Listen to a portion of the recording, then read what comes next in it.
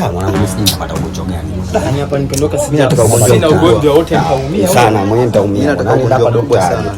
Yaani ugonjwa nikipata mimi ule mkubwa unataka. Nitaumia vibaya mno yani. Mimi mwenyewe nitaumia sana. Dokta kuja saa ngapi? Dokta anachelewa huyu. Dokta. Dokta. Ni kama anakoa. Wewe dokta. Huyo. Dokta. Bas dokta. Shukrani bwana. Tumekusubiri sana bwana dokta. Okay, sasa hapa naanza na wewe, sawa? Yes. Wewe hapa nimekupima, nimekuona kwamba una UTI. I see.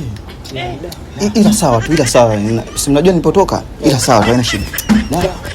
Pole sana ndugu yangu. Nakuja kwako wewe. Ndio. Dokta mimi mbona umenisahau? Usijali, wewe majibu yako wewe ni majibu ambayo yanahitaji yani ni faraga na kufurahisha sana.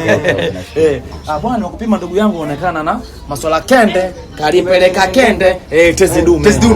Sio mbaya. Una tezi dume. Safa kidogo inabidi ipimwe.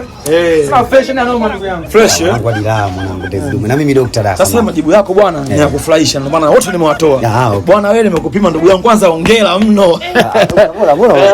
Bwana wewe ndugu yangu una HIV, una virusi vya ukimwi.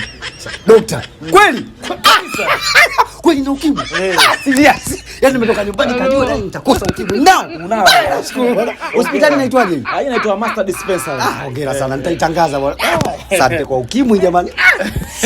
Asante. Karibu sana. Asante bwana. Hata mimi nimefurahi kwa majibu haya. Sawa.